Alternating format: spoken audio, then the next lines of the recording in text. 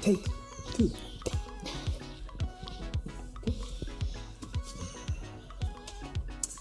Hello. Hi. All right, welcome everyone to another Q&A. Okay. A Q&A session with praise, and this time I'm joined actually by my sister, Alleluia. And I'm so glad that you guys get to meet her because she's amazing. And we're currently in Chef Shaolin. I'm pretty sure I'm saying that wrong, but I've also said it differently every single time I say it. No one's corrected you. Yeah, it's been an early day. We took a little early morning hike up a mountain. Yeah, we're just here. I just wanted to somewhat have an opportunity for you guys to meet some of the people that have been answering some of the questions on the Instagram. So, Aaliyah, would you mind, I guess, just introducing yourself, telling us a little bit about yourself? What do you do? Okay. I'm your sister. First and foremost, that's what I do. And I'm 31.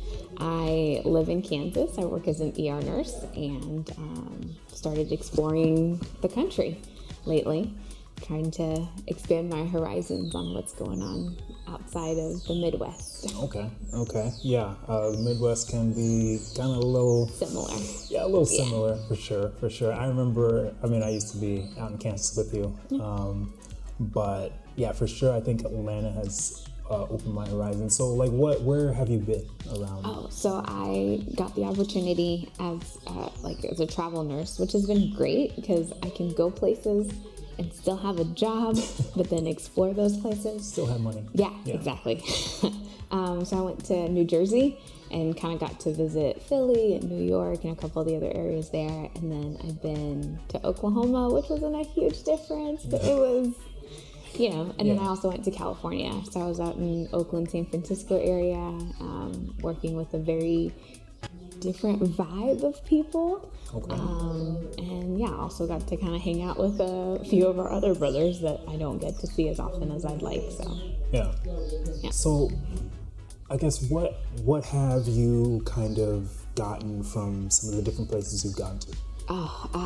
Learning different cultures is always so exciting. It's good to see people in their natural habitat, which kind of seems like you're going to the zoo and peeking in through the gate. Yeah, got David Attenborough in the background. And here you see escarpment now. But it's been good to just kind of talk to people and see where they're coming from, because we have different paths that we've all come along, and we might find ourselves in a similar situation. So even just in the nursing world, like I might be in the ER working with somebody who's also been an ER nurse for 7 years, but their experience has been different from mine. And being able to swap those stories puts things into perspective. So some of the things where I was like, oh man, this is the toughest thing I've ever done. It's not. There's tougher out there, and I might encounter it, but somebody else definitely has, and talking to them and learning from their experience might prepare me for it when it comes my way. I think that's definitely a big part about expanding your horizons, just learning about other people, learning about the experiences that they've been through.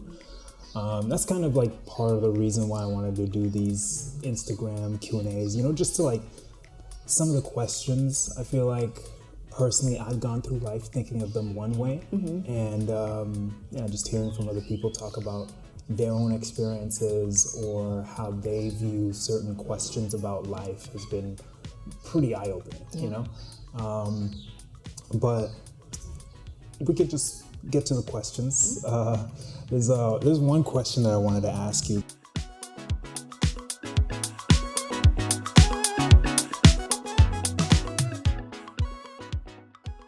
So I started reading this book called Boundaries, and if anyone wants the link, let me know, because I'm not all the way through it, but even just the first couple of chapters, I've realized so much about myself. So being born in a Christian family, in an African family, there's a lot of self-service.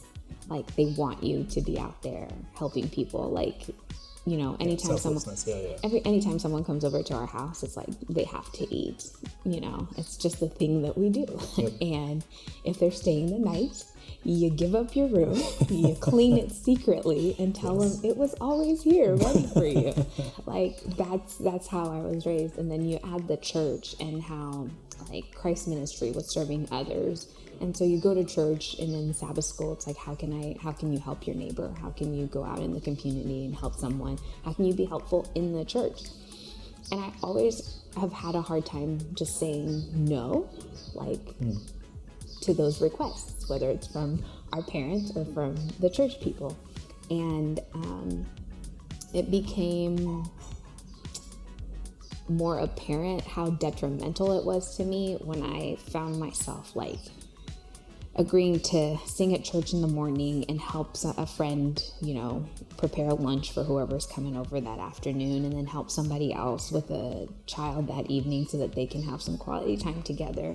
And then turn around and I've agreed to work a shift early in the morning, and then that evening I also have something to do. And it was just kind of go. I was like running from one side of town to the other just to accommodate other people's schedules. And I love helping. I want to help. But I realized I also needed to set boundaries for myself and be able to say, hey, I apologize, but I can't do that today. And just leave it at that. But it always just like left me with a feeling in here like, oh man, you're letting someone down. But I was letting myself down because I wasn't ever giving myself a chance to recharge. I never enjoyed the Sabbath because I was like, run. Hey, we're going to go do outreach ministries. Hey, we're going to do Vespers together. Or like, hey, you got to invite so-and-so over for lunch. And it's like, it's all wonderful, but I think we also need to take time to just like sit and commune with God and rest, because that's what that day is for. So it's something that I'm still working on. It's a day-to-day thing. It doesn't always involve the church. Sometimes it's a friend who asks for something and I'm like, oh, no. And then I leave it at that. And I've realized that people respect me more if I can give them quality time as opposed to just time.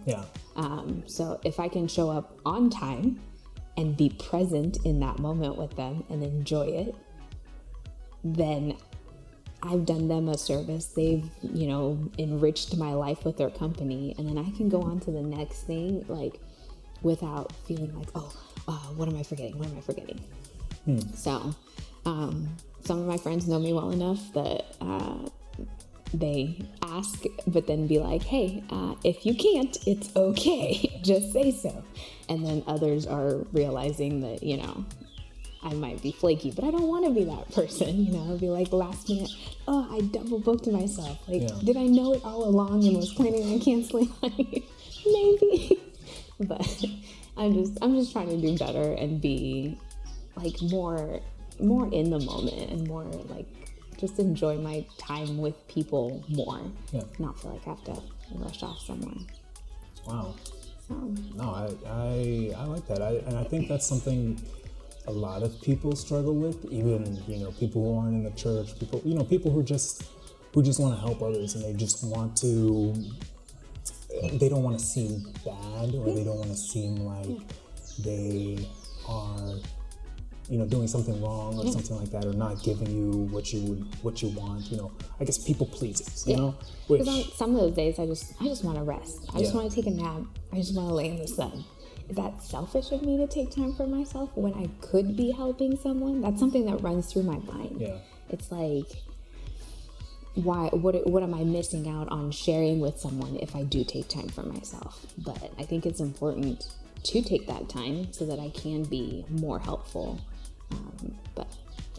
So where do you think the book kind of played a role in that? Or had you already started that journey before the book, and then the book kind of reinforced that, or what do you think? So I had, but in a bad way.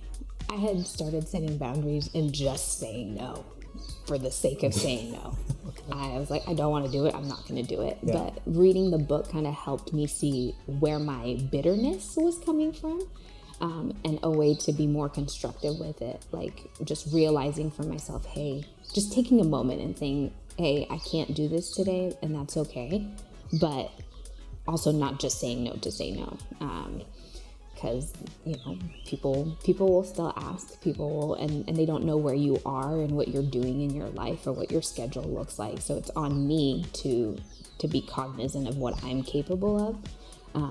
So the book kind of helped me realize more, like, take the time, assess yourself, and then respond. Don't just respond and be mean about it, almost, because I might smile at you when I say no, but in my heart there might be some bitterness and hatefulness, and I didn't like that. So it kind of gave me some perspective, gave me something to work with as far as, like, trying to figure out which instances I'm a little more justified in saying no. And then it's also helped with not having to apologize for every no that I give.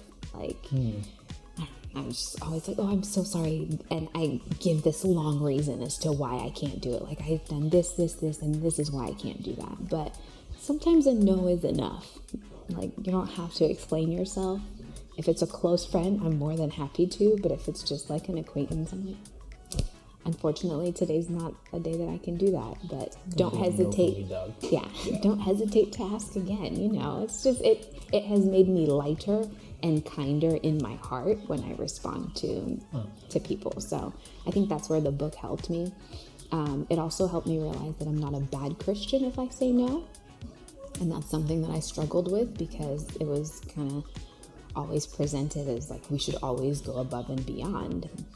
But what does that mean? Like, if I'm, like, working on 2 hours of sleep because I've gone above and beyond, where does that whole taking care of your body as being a temple of God come in? So just learning, it's a balance. It's a balance. I think something that I guess isn't talked about enough, like, you see pastors, you see, like, I've seen, like, church members and stuff who kind of, they get burnt out, like, people just get burnt out. Even in our everyday lives. I feel like COVID kind of showed us that, how burnt out we really were when we had to stop everything. We weren't able to go to work every day and all that.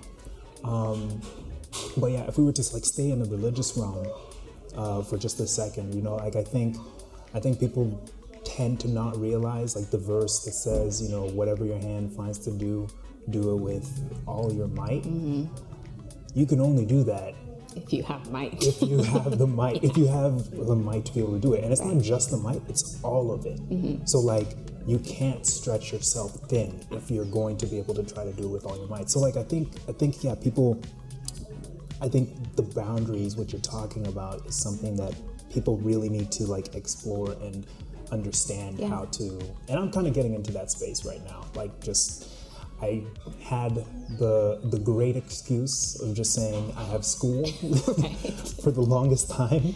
But now that I've graduated, it's a little more difficult to, like, just be like, got school. And I mean, it's hard, especially in a church situation, when you have a few members who maybe truly want to be involved in activities and in services and stuff, to find people. So then you end up finding that one person who said yes to you that one time, and you go find them again the next time and the next time. And maybe it's their own thing where they have a hard time saying no, but they will stretch themselves too thin. And then church becomes work, and like a chore. It's like, oh man, yeah, I forgot I have to go to prayer meeting on Wednesday because I agreed to do this, or I agreed to do this on Friday night. Like, if it becomes very workish and a drag, it's no longer enjoyable. But it kind of reminds me of that whole, like, Martha and Mary story, right? Like, you can either be in the kitchen preparing everything, freaking out, like, where are my helpers, or you can be sitting at Jesus' feet. Like, there's something to learn from both of them. And for some of us who do tend to be busybodies, it would behoove us to just take a moment and be like, maybe I could be like Mary for a moment. Like, be like, I apologize, Pastor, I would love to help with that, but I need some, spiritual nourishment as well. And for this once, like, I just like to sit and listen to the Revelation seminar and not help with the children's program. Yeah, no, thank you so much for being willing to share and just tell us a little bit about your experience. And catch you guys on another episode of Q&A. All right, we'll see you.